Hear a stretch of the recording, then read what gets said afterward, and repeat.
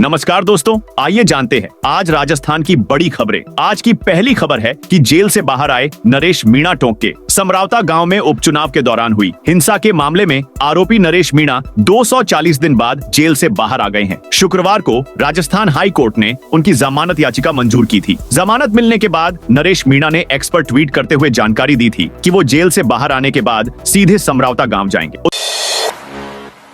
Udaipur files की सुनवाई के लिए सुप्रीम कोर्ट तैयार। सुप्रीम कोर्ट ने सोमवार को फिल्म उदयपुर फाइल्स की रिलीज पर रोक के खिलाफ दिल्ली हाई कोर्ट के फैसले पर सुनवाई के लिए तैयार हो गया है। फिल्म निर्माता ने सर्वोच्च अदालत से मांग की है कि हाई कोर्ट के रिलीज पर रोक के आदेश को रद्द किया जाए। इस पर सुनवाई के लिए सुप्रीम कोर्ट ने सहमति जताई।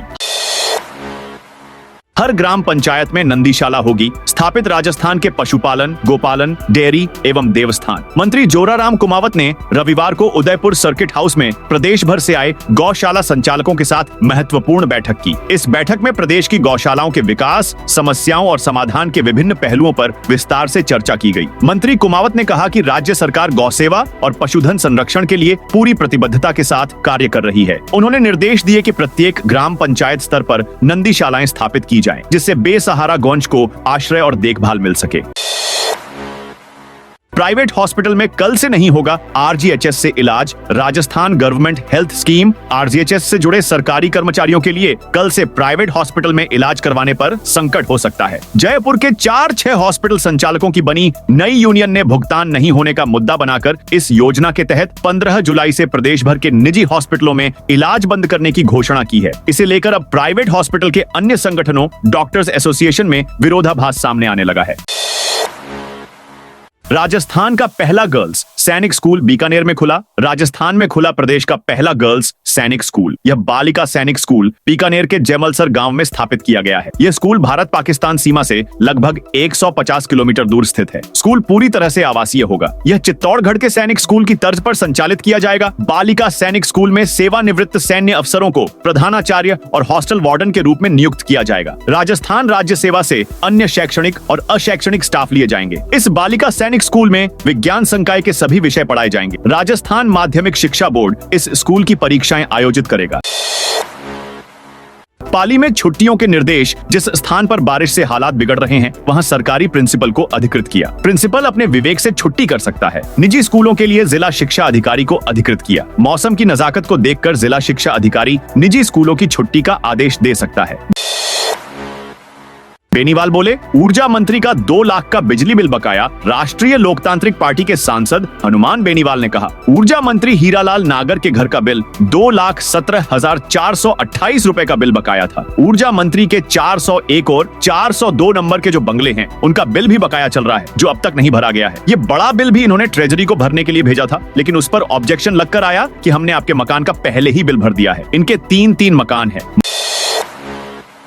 मराठी हिंदी विवाद पर राजस्थान के पूर्व सीएम गहलोत की एंट्री। कांग्रेस नेता और राजस्थान के पूर्व मुख्यमंत्री अशोक गहलोत ने रविवार को मुंबई दौरे के दौरान हर भाषा और धर्म का सम्मान करने का आह्वान किया। उन्होंने इस बात पर जोर दिया कि भाषाई मतभेदों पर झगड़ा अनावश्यक है। गहलोत की यह टिप्पणी महाराष्ट्र में स्कूलों में हिंदी पढ़ाए जाने को लेकर चल रहे विवाद और महाराष्ट्र नवनिर्माण सेना मनसे से जुड़ी कई हिंसक घटनाओं के बाद आई है। हाल ही में मनसे के कार्यकर्ताओं को मराठी में बात न करने पर गैर मराठी भाषी लोगों पर हमला करते देखा गया था।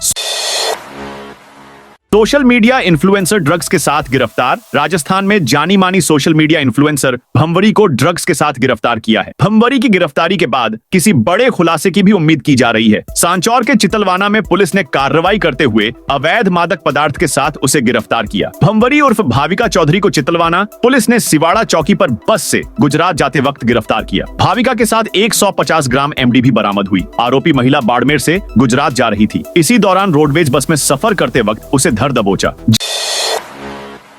जैसलमेर में असामाजिक तत्व को लेकर विधायक का सीएम को लिखा पत्र। पोखरण से बीजेपी विधायक महंत प्रतापपुरी ने सीएम भजनलाल शर्मा को पत्र लिखा। लेटर में उन्होंने कहा कि उनके क्षेत्र में असामाजिक तत्वों ने जनता के लिए परेशानी खड़ी कर दी है। ऐसे ही हाल रहा तो जैसलमेर को भी असामाजिक तत्व कश्मीर बना देंगे। ये छतरियां 2019 में असामाजिक तत्वों ने तोड़ी थी। केस तो हुआ, लेकिन कोई कार्रवाई नहीं हुई। अब दोबारा निर्माण हो रहा है तो असामाजिक तत्व पत्थरबाजी कर रहे हैं। सीएम से मांग रखी है कि पुलिस सुरक्षा उपलब्ध कराकर ये काम कराया जाए। बीजेपी विधायक महंत प्रतापपुरी ने सीएम से मांग रखी है कि पुलिस सुरक्षा उपलब्ध कराकर काम कराया जाए। ये छतरियां ऐतिहासिक नजरिए से इसलिए भी महत्वपूर्ण है कि साल 1828 के बीकानेर और जैसलमेर युद्ध में लड़ने वाले शहीदों की छतरियां हैं और इनका ऐतिहासिक महत्व है। पालीवाल ब्राह्मणों के पलायन से मशहूर हो चुके गांव में भी लगातार कब्जे बढ़ रहे हैं।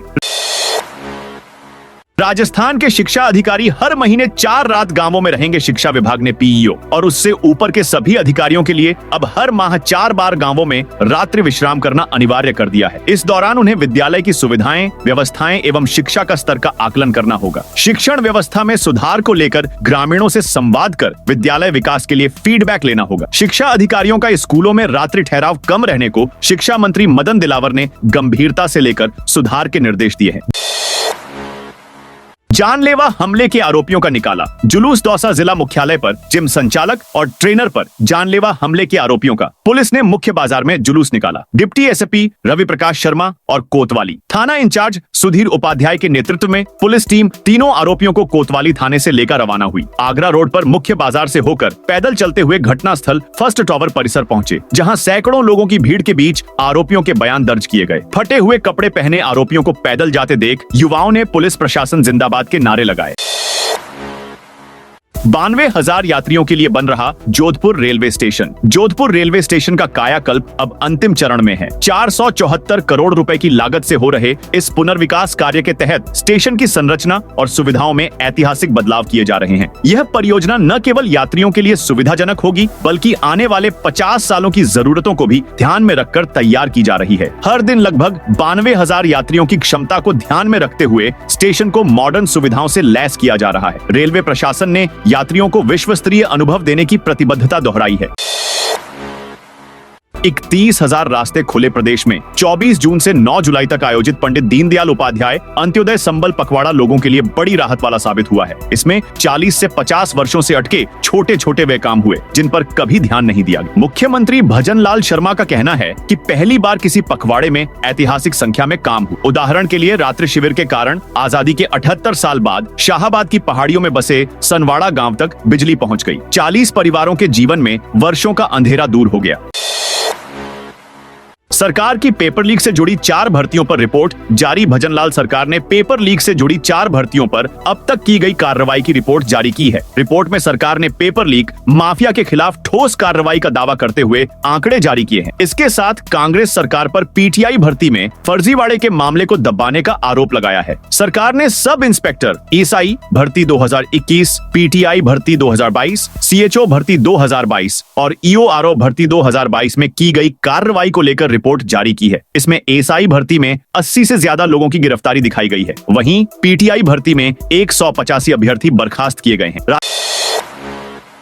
राजस्थान के 9 जिलों में भारी बारिश की चेतावनी। राजस्थान में मानसून फिर सक्रिय हो गया है। पूर्वी राजस्थान के कई जिलों में भारी बारिश की संभावना जताई गई है। मौसम केंद्र ने कोटा, उदयपुर व अजमेर संभाग में बारिश का रेड अलर्ट जारी किया है। मौसम केंद्र के अनुसार 14-15 जुलाई को 8 इंच से अधिक बारिश होने की आशंका जताई है। मौसम केंद्र के अनुसार परिसंचरण तंत्र मध्य एमपी के ऊपर स्थित है, इसीलिए सतह से 5.6 किलोमीटर ऊंचाई तक विस्तृत है। आगामी 2-3 दिनों में इसके धीरे धीरे पूर्वी राजस्थान से होते हुए पश्चिमी राजस्थान की ओर आगे बढ़ने व और तीव्र होने की प्रबल संभावना है। मौसम केंद्र ने कोटा, उदयपुर व अजमेर संभाग में अति भारी बारिश और कोटा संभाग में कहीं-कहीं अत्यंत भारी बारिश होने की संभावना है। केंद्र ने 14-15 जुलाई को कुछ भागों में भारी, अति भारी बारिश व कहीं-कहीं अत्यंत भारी बारिश होने की संभावना है।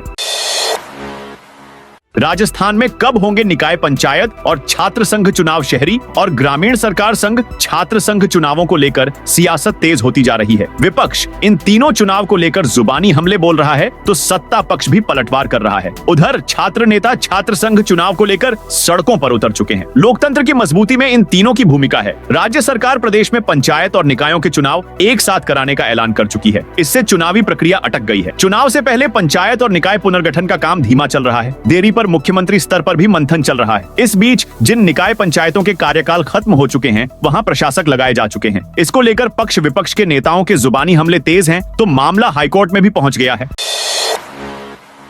प्रस्तावित महापंचायत स्थगित। अलवर उमरैंड में धार्मिक स्थल को तोड़ने के विरोध में प्रस्तावित महापंचायत सोमवार को नहीं हुई। इसको लेकर प्रतिनिधिमंडल के प्रेम पटेल ने बताया कि रात्रि को एक प्रतिनिधिमंडल राज्य मंत्री संजय शर्मा से मिला। मंत्री ने आश्वासन दिया कि 20 जुलाई से पहले क्षतिग्रस्त मूर्ति और पिलर का निर्माण किया जाएगा। इसके बाद विरोध प्रदर्शन स्थगित कर दिया गया। साथ ही उन्होंने बताया, आज सरकार की सद्बुद्धि के लिए पर देवनारायण धाम डूंगरी पर हवन किया गया। निहाल सिंह गुर्जर ने बताया कि वार्ता सफल रही और राज्य मंत्री संजय शर्मा के आश्वासन के कारण विरोध प्रदर्शन स्थगित किया गया।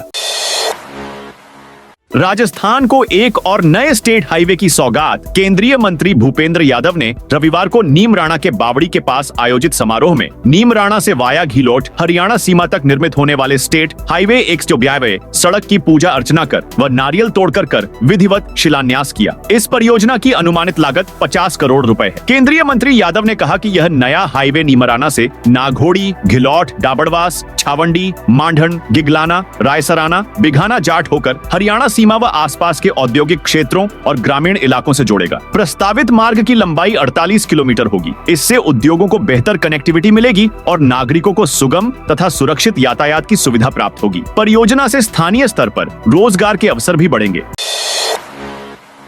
शिक्षा नीति में हुआ बुनियादी बदलाव। राष्ट्रीय शिक्षा नीति 2020 के तहत प्राथमिक शिक्षा में कई बुनियादी बदलाव किए गए हैं। इसके तहत इस सत्र से कक्षा 1 से 5 तक का पाठ्यक्रम का नया स्वरूप सामने आया है। इसमें बच्चों के समग्र बौद्धिक, सामाजिक एवं भाषाई विकास को ध्यान में रखते हुए स्थानीयता और प्रासंगिकता को केंद्रित कर स्थान दिया गया है। शिक्षक गजेंद्र सिंह सोलंकी ने बताया कि कक्षा 4 की अंग्रेजी पुस्तक में ए विजिट टू सेंचुरी नामक पाठ के माध्यम से बच्चों को रणथंभौर राष्ट्रीय उद्यान की यात्रा पर ले जाया गया है। इस पाठ में जंगल सफारी, जोगी महल, टाइगर, सांभर, नीलगाय जैसे जीव जंतुओं का चित्रात्मक और संवादात्मक उल्लेख किया गया है, जिससे बच्चों को पर्यावरणीय चेतना अनुभव के स्तर पर मिल सके। अलवर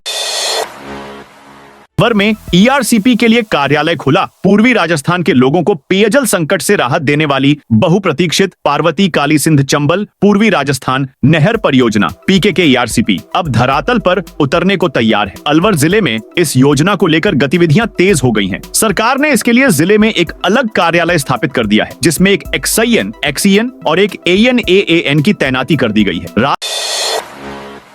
राजस्थान पटवारी भर्ती परीक्षा को लेकर आया नया अपडेट। राजस्थान कर्मचारी चयन बोर्ड द्वारा आयोजित पटवारी भर्ती परीक्षा 2025 को लेकर प्रदेश के युवाओं में जबरदस्त उत्साह देखा जा रहा है। इस भर्ती परीक्षा के लिए कुल 6,78,639 अभ्यर्थियों ने आवेदन किया है। पहले यह संख्या 6,43,639 थी, लेकिन हाल ही में आवेदन प्रक्रिया के रिओपन होने के बाद 35,000 नए आवेदन और जुड़ गए हैं। वहीं बोर्ड ने हाल ही में उन अभ्यर्थियों को आवेदन वापसी का विकल्प भी दिया था जो परीक्षा नहीं देना चाहते या पात्र नहीं है। इस पहल के बाद अब तक 2000 से अधिक अभ्यर्थियों ने अपने आवेदन वापस ले लिए हैं। इस परीक्षा का आयोजन आगामी 17 अगस्त को किया जाएगा। परीक्षा की तैयारियों को लेकर कर्मचारी चयन बोर्ड पूरी तरह सतर्क और सक्रिय है। यह परीक्षा प्रदेश की सबसे बड़ी प्रतियोगी परीक्षाओं में से एक मानी जा रही है, जिसमें कड़ी प्रतिस्पर्धा देखने को मिलेगी। 1 अगस्त से शुरू होगा हीरापुरा बस टर्मिनल। जयपुर में अजमेर रोड स्थित हीरापुरा बस टर्मिनल को 1 अगस्त से शुरू करने की तैयारी पूरी कर ली गई है, लेकिन यात्रियों को वहां तक पहुंचाने के इंतजाम अभी अधूरे हैं। टर्मिनल से अजमेर और आगे की ओर जाने वाली रोडवेज और निजी बसें रवाना होंगी। ऐसे में यात्रियों के लिए टर्मिनल तक पहुंचना अनिवार्य होगा। हालांकि शहर की सार्वजनिक परिवहन व्यवस्था पहले से ही बदहाल है। मुख्यमंत्री आवास पर सीएम भजनलाल शर्मा ने की जनसुनवाई। सीएम भजनलाल शर्मा ने सोमवार को मुख्यमंत्री आवास पर नियमित जनसुनवाई की। मुख्यमंत्री ने जनसुनवाई में लोगों की परिवेदनाएं आत्मीयता से सुनी और संबंधित अधिकारियों को उनके त्वरित और संतोषजनक निस्तारण के निर्देश दिए। उन्होंने कहा कि हर अधिकारी और विभाग सुनिश्चित करें कि आमजन को बुनियादी सुविधाएं नियमित और निर्बाध रूप से मिलें। यही सुराज की दिशा है। जनसुनवाई में सामाजिक न्याय एवं अधिकारिता, ग्रामीण विकास व पंचायती राज, कृषि, गृह, राजस्व, सिंचाई, परिवहन, पशुपालन, नगर विकास, शिक्षा, चिकित्सा, पेयजल, ऊर्जा और मनरेगा जैसे विभागों से जुड़ी सैकड़ों शिकायतें रखी गईं। मुख्यमंत्री ने कई मामलों में मौके पर ही कार्रवाई के आदेश दिए। किसानों के लिए खुशखबरी। मुख्यमंत्री भजनलाल शर्मा के नेतृत्व में राजस्थान सरकार ने बीते 1.5 वर्षों में प्रदेश के किसानों की खुशहाली और कृषि क्षेत्र के विकास की दिशा में ठोस और दूरगामी कदम उठाए हैं। राज्य सरकार की स्पष्ट नीति, समर्पित कार्यशैली और जमीनी योजनाओं ने कृषि क्षेत्र में नए कीर्तिमान स्थापित किए हैं। योजनाएं अब केवल कागजी दस्तावेज नहीं, बल्कि धरातल पर बदलाव का माध्यम बन चुकी हैं। रेलवे के सभी कोचों में अब लगेगा सीवीसी कैमरा। भारतीय रेलवे ने यात्रियों की सुरक्षा को बेहतर बनाने के लिए एक बड़ा कदम उठाया है। सकारात्मक परीक्षण परिणामों के आधार पर रेलवे ने सभी यात्री कोचों में सीसीटीवी कैमरे लगाने का फैसला लिया है। इस पहल से ट्रेनों में होने वाले अपराधों पर अंकुश लगेगा और यात्रियों की सुरक्षा सुनिश्चित की जा सकेगी। रेल मंत्रालय ने स्पष्ट किया है कि कैमरे यात्रियों की निजता को ध्यान में रखते हुए कोच के सामान्य आवागमन क्षेत्र जैसे दरवाजों के पास लगाए जाएंगे। यह कदम उन असामाजिक तत्वों और संगठित गिरोहों पर लगाम कसने में मददगार होगा जो भोले भाले यात्रियों को निशाना बनाते हैं। राजस्थान में जल्द शुरू होंगे खनिज ब्लॉकों। राजस्थान सरकार खनिज ब्लॉकों को जल्द शुरू करने के लिए कमर कस रही है। मुख्यमंत्री भजन लाल शर्मा के नेतृत्व में खान विभाग ने 16 जुलाई को जयपुर में एक महत्वपूर्ण कार्यशाला आयोजित करने का फैसला किया है। इस कार्यशाला में खान, भूविज्ञान, राजस्व, वन, पर्यावरण, भारतीय Khan bureau (IBM), state environment impact assessment authority और खनन से जुड़े बड़े निवेशक हिस्सा लेंगे। इसका मकसद खनिज ब्लॉकों को शुरू करने में आ रही अड़चनों को दूर करना और सभी जरूरी अनुमतियों को समय पर पूरा करना है। जोधपुर में बारिश से जमीन धंसी। जोधपुर में आज सुबह से बारिश हो रही है। रविवार शाम और देर रात भी बरसात रही। शहर के Basni, Mahamandir, Paota, heavy industries area, Pal road सहित लगभग सभी इलाकों में बारिश हुई। बारिश के चलते शहर वासियों को उमस से राहत मिली। इससे यातायात की व्यवस्था भी बिगड़ी और लोगों को ट्रैफिक जाम का सामना करना पड़ा। मौसम विभाग की ओर से भी आज जोधपुर में बारिश होने की संभावना जताई गई थी। मौसम विभाग के अनुसार जोधपुर संभाग में आगामी 2 दिनों तक भारी बारिश हो सकती है। वहीं रेलवे ने 2 ट्रेनों का रूट भी बदल दिया है। सीकर में स्मार्ट मीटर लगाने पर विरोध। सीकर के बजाज रोड पर स्मार्ट मीटर लगाने पहुंची कंपनी के कर्मचारियों को स्थानीय व्यापारियों और लोगों के विरोध का सामना करना पड़ा। व्यापारियों ने आरोप लगाया कि कंपनी के लोग बिना नंबर की गाड़ी से आए और बिना अनुमति के बंद दुकानों के बाहर लगे बिजली मीटर तोड़कर नए स्मार्ट मीटर लगाने लगे। विरोध बढ़ता देख कंपनी कर्मचारी काम छोड़कर भाग गए, जिसके बाद पुराने मीटर ही बहाल किए गए। गहलोत के फैसलों में मंत्रियों को नहीं मिली कोई गलती। अशोक गहलोत सरकार के कार्यकाल के अंतिम 6 महीनों के फैसलों को लेकर मौजूदा सरकार क्लीन चिट देने की तैयारी कर रही है। कैबिनेट सब कमेटी ने गहलोत सरकार के करीब 40 बड़े निर्णयों की समीक्षा कर ली है। जल्द ही यह रिपोर्ट मुख्यमंत्री भजन लाल को सौंपी जा सकती है। पिछली गहलोत सरकार में अडानी ग्रुप सहित 441 संस्थाओं को रियायती दरों पर जमीन आवंटन सहित कई बड़े मामलों पर विपक्ष में रहने के दौरान बीजेपी ने सवाल उठाए थे। सूत्रों के अनुसार कुछ छोटे मोटे फैसलों को छोड़ तो किसी बड़े मामले में कोई खास अनियमितता सामने नहीं आई है। जूली ने डोटासरा का हाथ पकड़कर गाना गाया। सीकर में नेता प्रतिपक्ष टीकाराम। जूली ने कांग्रेस प्रदेशाध्यक्ष गोविंद सिंह डोटासरा का हाथ पकड़कर मंच पर तेरे जैसा यार कहां कहां ऐसा याराना गाना गया। डोटासरा ने तेजल सुपर डुपर गाने पर कांग्रेस कार्यकर्ताओं के साथ गमछा लहराते हुए डांस किया। डोटासरा और जूली रविवार को सीकर के धोद में आयोजित संविधान बचाओ रैली में आए थे। रैली में गोविंद सिंह डोटासरा ने कहा, उपराष्ट्रपति जगदीप धनखड़ RSS की भाषा बोलते हैं, उनको अपने पद की गरिमा रखनी चाहिए और इस तरह के बयान नहीं देने चाहिए। वह संविधान की बहस करते करते सुप्रीम कोर्ट तक गए और आज उसी संविधान को बदलने की बात कर रहे हैं। उनको अगर राष्ट्रपति बनना है तो यह रास्ता अपनाकर भ्रम पैदा नहीं करें। फलोदी में एरिया डोमिनेशन अभियान। फलोदी पुलिस द्वारा एरिया डोमिनेशन अभियान के तहत कई जगहों पर एक साथ दबिश दी गई। दबिश के दौरान इनामी, वांछित अपराधी, स्थायी वारंटी तथा गैरसाइलों को गिरफ्तार किया गया। जिला पुलिस अधीक्षक पूजा अवाना ने बताया कि विशेष अभियान में वांछित इनामी अपराधियों की धरपकड़, हिस्ट्री शीटर, हार्डकोर अपराधियों, संपत्ति संबंधित अपराधों में चालानशुदा अपराधियों, अवैध हथियार, मादक पदार्थी के तस्करों की चेकिंग करने के लिए जिला स्पेशल टीम फलोदी व थाना स्तर की कुल 17 अलग अलग टीमों ने कार्रवाई की। 14 जिलों में रेड अलर्ट ऐसे में मौसम केंद्र ने बाराम, बूंदी, झालावाड़, कोटा, उदयपुर, राजसमंद, डूंगरपुर, बांसवाड़ा, चित्तौड़गढ़, प्रतापगढ़, अजमेर, भीलवाड़ा, ब्यावर और डीडवाना कुचामन जिलों में अति भारी बारिश और कोटा संभाग में कहीं कहीं अत्यंत भारी बारिश होने की संभावना है। केंद्र ने 15 जुलाई को कुछ भागों में भारी, अति भारी बारिश व कहीं कहीं अत्यंत भारी बारिश होने की संभावना है। तो दोस्तों, ये थी आज राजस्थान की बड़ी खबरें। आप इस वीडियो को कौन से जिले से देख रहे हैं, उस जिले का नाम जरूर बताइए।